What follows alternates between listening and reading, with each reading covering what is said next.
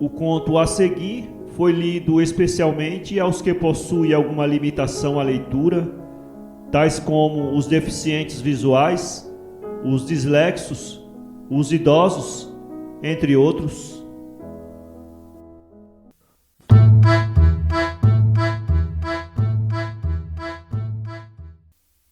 Conhecem as academias de Sião? Bem sei que em Sião nunca houve academias, mas suponhamos que sim, e que eram 4, e escutem-me. 1.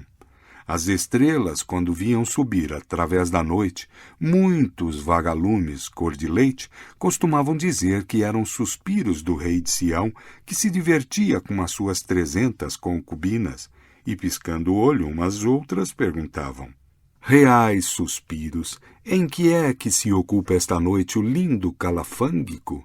Ao que os vagalumes respondiam com gravidade: nós somos os pensamentos sublimes das 4 academias de Sião, trazemos conosco toda a sabedoria do universo. Uma noite foram em tal quantidade os vagalumes que as estrelas de medrosas refugiaram-se nas alcovas, e eles tomaram conta de uma parte do espaço onde se fixaram para sempre com o nome de Via Láctea. Deu lugar a essa enorme ascensão de pensamentos o fato de quererem as 4 academias de Sião resolver este singular problema. Por que é que há homens femininos e mulheres másculas? E o que as induziu a isso foi a índole do jovem rei. Calafângico era virtualmente uma dama. Tudo nele respirava a mais esquisita feminidade. Tinha os olhos doces, a voz argentina, atitudes moles e obedientes, e um cordial horror às armas. Os guerreiros siameses gemiam, mas a nação vivia alegre. Tudo eram danças, comédias e cantigas, à maneira do rei que não cuidava de outra coisa. Daí a ilusão das estrelas. Vai senão quando uma das academias achou esta solução ao problema. Umas almas são masculinas, outras femininas. A anomalia que se observa é uma questão de corpos errados. Nego, bradaram as outras 3. A alma é neutra, nada tem com o contraste exterior. Não foi preciso mais para que as vielas e águas de Bangkok se tingissem de sangue acadêmico. Veio primeiramente a controvérsia, depois a descompostura e finalmente a pancada. No princípio da descompostura tudo andou menos mal. Nenhuma das rivais arremessou um impropério que não fosse escrupulosamente derivado do sânscrito, que era a língua acadêmica, o latim de Sião. Mas dali em diante perderam a vergonha. A rivalidade desgrenhou-se, pôs as mãos na cintura, baixou à lama, à pedrada, ao murro, ao gesto vil, até que a academia sexual exasperada resolveu dar cabo das outras e organizou um plano sinistro. Ventos que passais, se quisesseis levar convosco estas folhas de papel para que eu não contasse a tragédia de Sião, custa-me, ai de mim, custa-me escrever a singular desforra. Os acadêmicos armaram-se em segredo e foram ter com os outros, justamente quando estes, curvados sobre o famoso problema, faziam subir ao céu uma nuvem de vagalumes. Nem preâmbulo, nem piedade. Caíram-lhes em cima espumando de raiva. Os que puderam fugir, não fugiram por muitas horas. Perseguidos e atacados, morreram na beira do rio, a bordo das lanchas ou nas vielas escuras. Ao todo, 38 cadáveres. Cortaram uma orelha aos principais e fizeram delas colares e braceletes para o presidente vencedor, o sublime Utong. Ébrios da vitória, celebraram o feito com um grande festim, no qual cantaram este hino magnífico. Glória a nós, que somos o arroz da ciência e a luminária do universo. A cidade acordou estupefata. O terror apoderou-se da multidão. Ninguém podia absolver uma ação tão cruel e feia. Alguns chegavam mesmo a duvidar do que viam. Uma só pessoa aprovou tudo. Foi a bela Kinara, a flor das concubinas régias. 2. Molemente deitado aos pés da bela Kinara, o jovem rei pedia-lhe uma cantiga. Não dou outra cantiga que não seja esta. Creio na alma sexual. Crês no absurdo, Kinara. Vossa Majestade crê então na alma neutra? Outro absurdo, Kinara. Não creio na alma neutra, nem na alma sexual. Mas então em que é que Vossa Majestade crê, se não crê em nenhuma delas? Creio nos teus olhos, Kinara, que são o sol e a luz do universo. Mas cumpre-lhe escolher, ou crer na alma neutra e punir a Academia viva, ou crer na alma sexual e absolvê-la. Que deliciosa que é a tua boca, minha doce Kinara. Creio na tua boca, é a fonte da sabedoria. Kinara levantou-se agitada. Assim como o rei era o homem feminino, ela era a mulher máscula. Um búfalo com penas de cisne. Era o búfalo que andava agora no aposento. Mas daí a pouco foi o cisne que parou e, inclinando o pescoço, pediu e obteve do rei, entre duas carícias, um decreto em que a doutrina da alma sexual foi declarada legítima e ortodoxa e a outra absurda e perversa. Nesse mesmo dia, foi o decreto mandado à Academia Triunfante, aos pagodes, aos mandarins, a todo o reino. A Academia pôs luminárias, restabeleceu-se a paz pública. 3. Entretanto, a bela Kinara tinha um plano engenhoso e secreto. Uma noite, como o rei examinasse alguns papéis do Estado, perguntou-lhe ela se os impostos eram pagos com pontualidade. Roimé, exclamou ele, repetindo essa palavra que lhe ficara de um missionário italiano. Poucos impostos têm sido pagos, e eu não quisera mandar cortar a cabeça aos contribuintes. Não, isso nunca. Sangue? Sangue? Não quero sangue. E se eu lhe der um remédio a tudo? Qual? Vossa Majestade decretou que as almas eram femininas e masculinas, disse Kinara depois de um beijo. Suponha que os nossos corpos estão trocados. Basta restituir cada alma ao corpo que lhe pertence. Troquemos os nossos. Calafângico riu muito da ideia e perguntou-lhe como é que fariam a troca. Ela respondeu que pelo método Mukunda, rei dos hindus, que se meteu no cadáver de um brahmane enquanto um truão se metia no dele, Mukunda. Velha lenda passada aos turcos, persas e cristãos. Sim, mas a fórmula da invocação. Kinara declarou que a possuía. Um velho bonzo achara cópia dela nas ruínas de um templo. Valeu? Não creio no meu próprio decreto, redarguiu ele rindo, mas vá lá, se for verdade, troquemos, mas por um semestre, não mais. No fim do semestre, destrocaremos os corpos. Ajustaram que seria nessa mesma noite. Quando toda a cidade dormia, eles mandaram vir a piroga real, meteram-se dentro e deixaram-se ir à toa. Nenhum dos remadores os via. Quando a aurora começou a aparecer, fustigando as vacas rútilas, Kinara proferiu a misteriosa invocação. A alma desprendeu-se-lhe e ficou pairando, à espera que o corpo do rei vagasse também. O dela caíra no tapete. Pronto, disse Calafângico. Pronto, aqui estou no ar, esperando. Desculpe, Vossa Majestade, a indignidade da minha pessoa. Mas a alma do rei não ouviu o resto. Lépida e cintilante, deixou o seu vaso físico e penetrou no corpo de Kinara, enquanto a desta se apoderava do despojo real. Ambos os corpos ergueram-se e olharam um para o outro. Imagine-se com que assombro. Era a situação do buoso e da cobra, segundo conta o velho Dante. Nota. Referência ao canto 25 do Inferno de Dante, que Machado traduzira em 1874. A punição dada a 3 ladrões, Buoso dei Donati é um deles, é serem atacados e comidos por serpentes.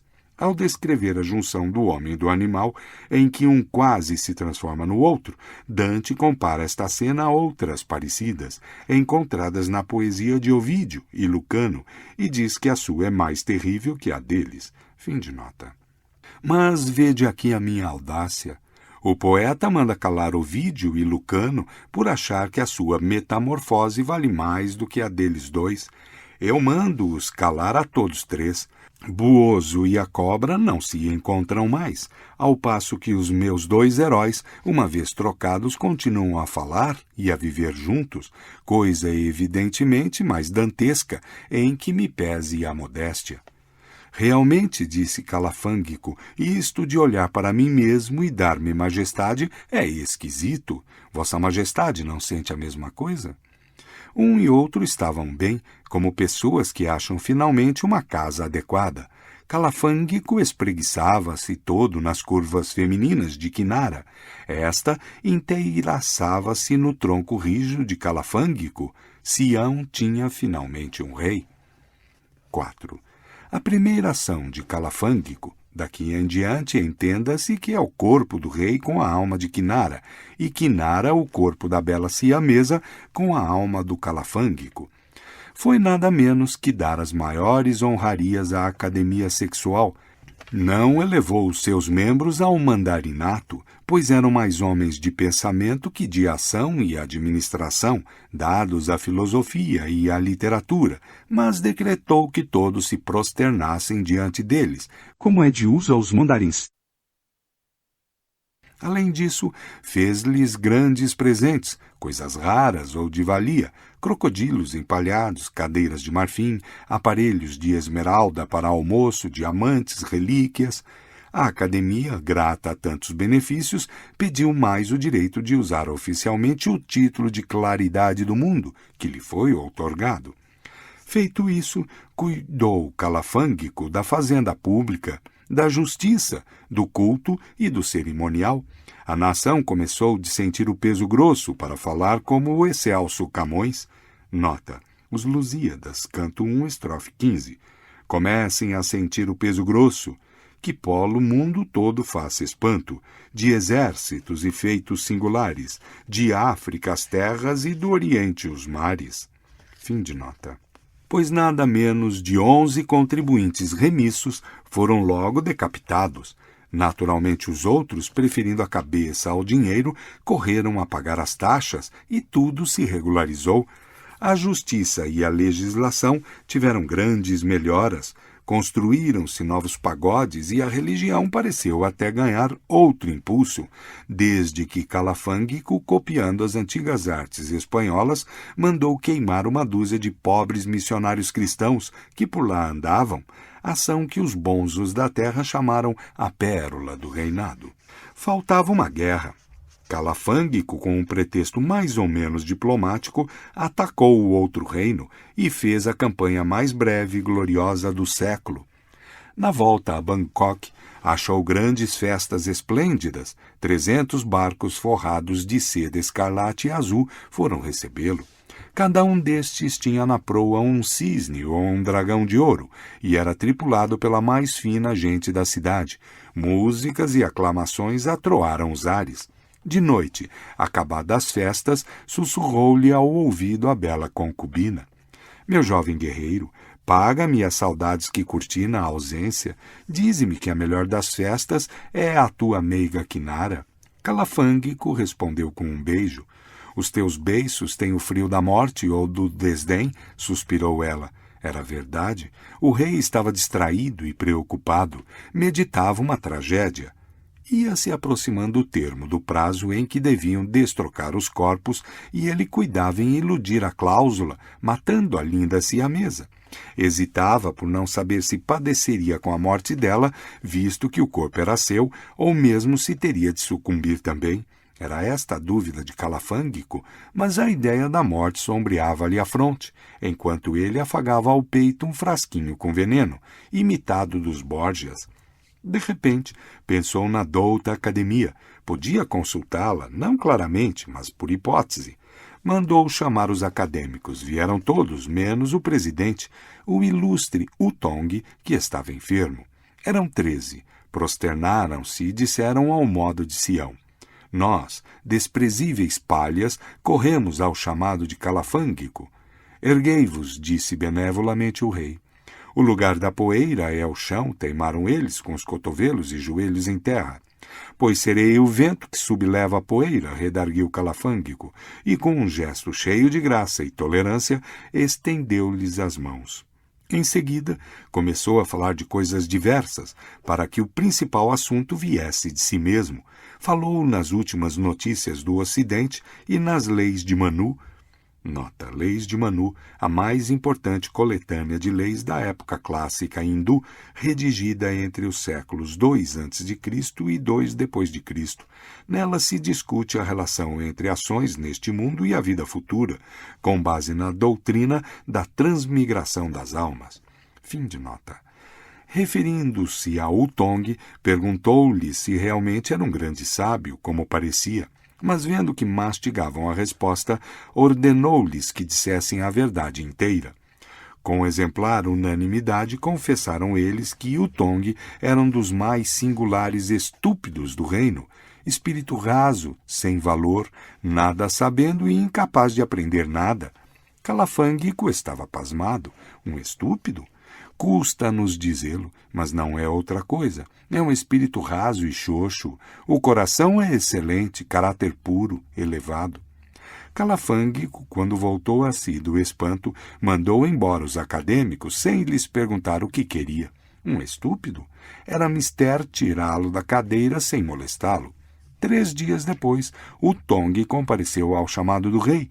Este perguntou-lhe carinhosamente pela saúde, depois disse que queria mandar alguém ao Japão estudar uns documentos, negócio que só podia ser confiado à pessoa esclarecida. Qual dos seus colegas da academia lhe parecia idôneo para tal mister? Compreende-se o plano artificioso do rei.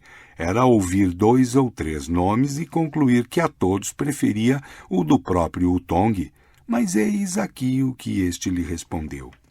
Real Senhor, perdoai a familiaridade da palavra. São 13 camelos, com a diferença que os camelos são modestos, e eles não. Comparam-se ao sol e à lua, mas, na verdade, nunca a lua nem o sol cobriram mais singulares pulhas do que esses 13. Compreendo o assombro de Vossa Majestade, mas eu não seria digno de mim se não dissesse isto com lealdade, embora confidencialmente. Calafanguico, com um fino gesto de complacência, despediu o sublime Utong e ficou pensativo. Quais fossem as suas reflexões, não o soube ninguém. Sabe-se que ele mandou chamar os outros acadêmicos, mas desta vez separadamente, a fim de não dar na vista e para obter maior expansão. O primeiro que chegou, ignorando aliás a opinião de Utong, confirmou integralmente com a única emenda de serem 12 os camelos, ou 13 contando o próprio Utong. O segundo não teve opinião diferente, nem o terceiro, nem os restantes acadêmicos.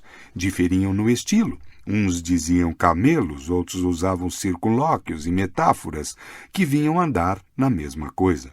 E, entretanto, nenhuma injúria ao caráter moral das pessoas. Calafanguico estava atônito, mas não foi esse o último espanto do rei. Não podendo consultar a academia, tratou de deliberar por si, no que gastou 2 dias, até que a linda Kinara lhe segredou que era mãe. Esta notícia fê-lo recuar do crime. Como destruir o vaso eleito da flor que tinha de vir com a primavera próxima? Jurou ao céu e à terra que o filho havia de nascer e viver. Chegou ao fim do semestre, chegou o momento de destrocar os corpos. Como da primeira vez, meteram-se no barco real, à noite, e deixaram-se ir águas abaixo, ambos de má vontade, saudosos do corpo que iam restituir um ao outro. Quando as vacas cintilantes da madrugada começaram de pisar vagarosamente o céu, proferiram eles a fórmula misteriosa, e cada alma foi devolvida ao corpo anterior. Kinara, tornando-o ao seu, teve a comoção materna, como tivera a paterna quando ocupava o corpo de Calafanguico. Parecia-lhe até que era ao mesmo tempo mãe e pai da criança. Pai e mãe? Repetiu o príncipe, restituído à forma anterior. Foram interrompidos por uma deleitosa música, ao longe. Era algum junco ou piroga que subia o rio, pois a música aproximava-se rapidamente. Já então o sol alagava de luz as águas e as margens verdes, dando ao quadro um tom de vida e renascença que de algum modo fazia esquecer aos 2 amantes a restituição psíquica. e a música vinha chegando, agora mais distinta, até que, numa curva do rio, apareceu aos olhos de ambos um barco magnífico, adornado de plumas e flâmulas. Vinha dentro os 14 membros da academia, contando o Tong, e todos em coro mandavam aos ares o velho hino: Glória a nós, que somos o arroz da ciência e a claridade do mundo. A bela Kinara, antigo calafângico, tinha os olhos esbugalhados de assombro. Não podia entender como é que 14 varões reunidos em academia eram a claridade do mundo e, separadamente, uma multidão de camelos. Calafângico, consultado por ela, não achou explicação. Se alguém descobrir alguma, pode obsequiar uma das mais graciosas damas do Oriente, mandando-lhe-a em carta fechada e, para maior segurança, sobrescrita ao nosso cônsul em Xangai, China. Para ler este conto, acesse www.poeteiro.com.